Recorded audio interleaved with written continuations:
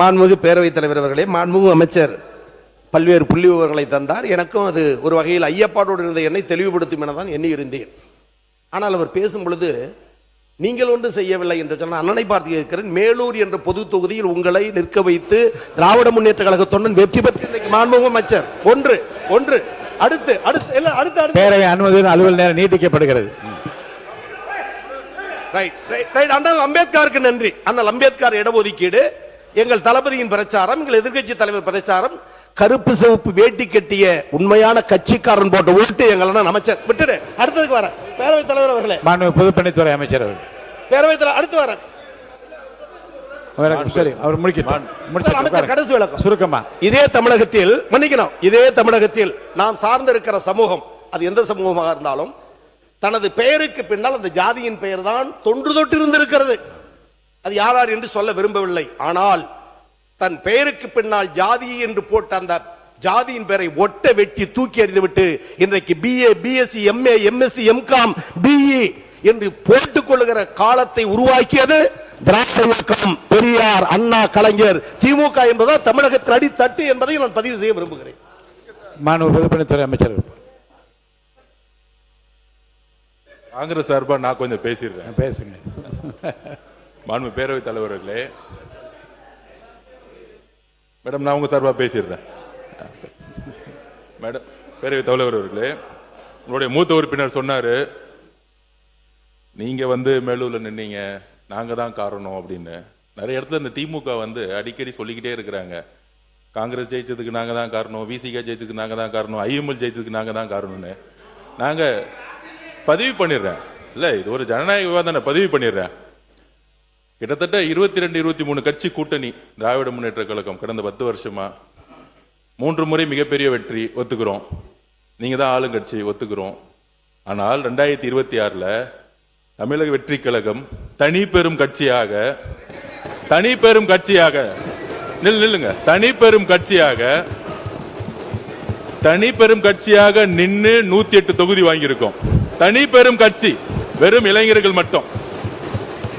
23 கட்சி கூட்டணி இல்லன்னு நினைச்சுக்கோங்க. திமுக 10 தொகுதி ஜெயிச்சிருக்க மாட்டாங்க. காங்கிரஸ் இல்லன்னா, VCK இல்லன்னா, கம்யூனிஸ்ட் இல்லன்னா, IML இல்லன்னா, சென்னையிலே சொல்றேன், சென்னையிலே இஸ்லாமியர்கள் ஏன் ஓட்டு போட்டாங்க தெரியுமா? VCKவும் காங்கிரஸும் IML இருந்தனால இஸ்லாமியர்கள் ஓட்டு போட்டாங்க சென்னையில. இதுவரைக்கும் திமுக 62ல இருந்து நானும் பார்த்துட்டு இருக்கேன், பெரிய தோல்விகள் சென்னையில இருந்ததே கிடையாது. ஆனால் தமிழக வெற்றி கழகத்துல 14 தொகுதி தோத்துருக்காங்க. 14 தொகுதி. அப்ப திமுகக்கு இந்த கூட்டணி கட்சி இல்லன்னு நினைச்சுக்கோங்க. கூட்டணி கட்சி கிட்ட இருந்து 15% வரும். அந்த 15% இல்லன்னு நினைச்சுக்கோங்க.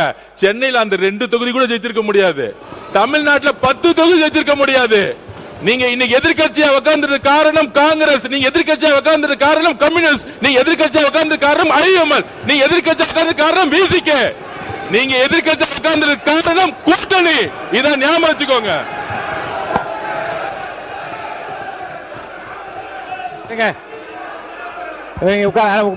உட்காருங்க போதும். ஒரே ஒரு நிமிஷம். எங்களை மாதிரி திமுக தனியா நின்று ஒரு தேர்தல் 50 சொல்லுங்க பாப்போம். 50 சொல்லுங்க பாப்போம். ஒரே ஒரு தேர்தல் திமுக தனியா நின்று 50 தொட்டு சொல்லுங்க. அப்பதான் இந்த கூட்டணி கட்சியோடைய அருமை திமுகவுக்கு தெரியும். உட்காருங்க. உறுப்பினர் பாருங்க, விவாதம் திசை திருப்பி கொண்டிருக்கிறது. உறுப்பினர் கோவை செடியன் மட்டும் பதில் சொல்லலாம்.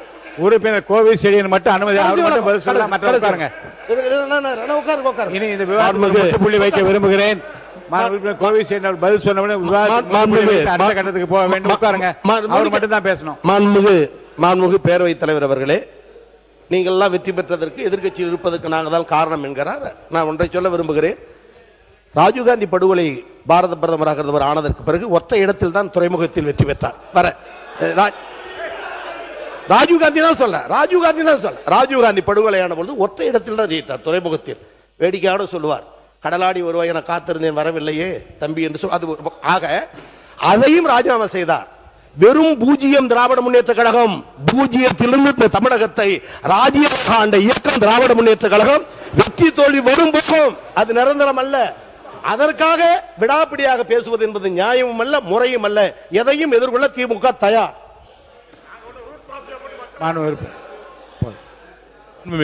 ஒரே ஒரு நிமிஷம், இவரும் கேட்டு அப்புறம் நீங்க சொல்லலாம். நீங்க சொல்லுங்க. மாண்பு உறுப்பினர் நேரு அவர்கள் அவர் கேட்டபோது சேர்த்தே சொல்லிடுங்க பதில். மாண்புமிகு பேரவைத் தலைவர் அவர்களே, கூட்டணியில் இருந்து வெற்றி பெற்றோம் என்று அது நாங்கள் ஒத்துக்கொள்கிறோம், அதெல்லாம் ஒன்றுமில்லை.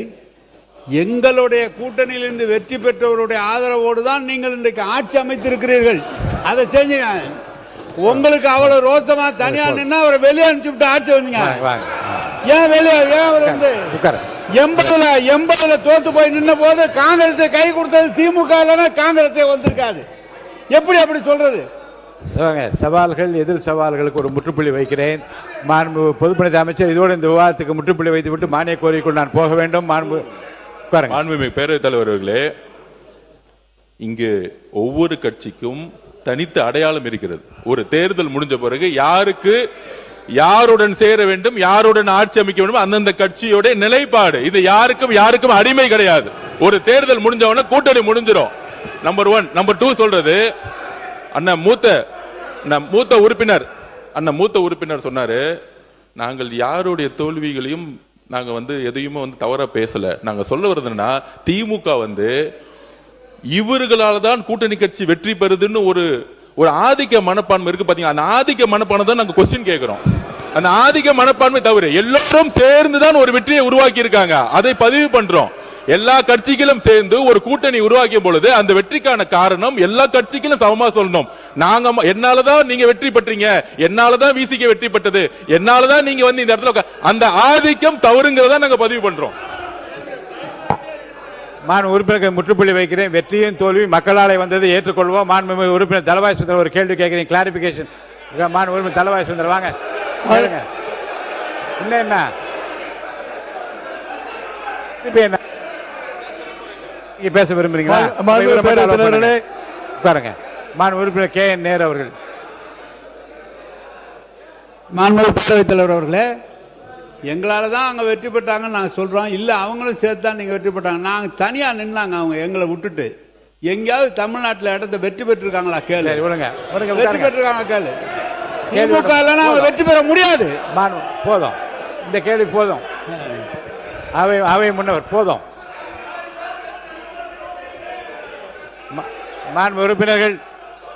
உறுப்பினர்கள் இது போதும் என்று நினைக்கிறேன்.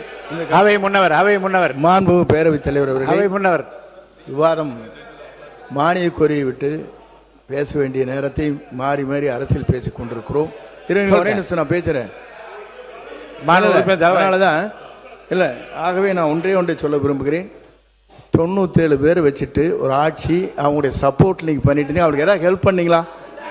2006 அந்த கட்சியை உங்களோட இருந்தே இணைந்து அவர் சப்போர்ட் செய்தார்களே, அவர்களுக்காக அமைச்சரவை இடம் பெற்றிருக்கிறது, இன்றைக்கு கொடுக்கப்பட்டிருக்கிறது. அதை நீங்க கொடுத்தீங்களா? முதல்ல திமுக தனியா நின்று ஜெயிச்சிருக்கா? இல்ல, திமுக தனியா நின்று ஜெயிச்சிருக்கா? ஒரு தேர்தலையாவது திமுக தனித்து நின்று வெற்றி பெற்றிருக்கிறதா? சொல்லுங்க. அப்புறம் வேணா நாங்க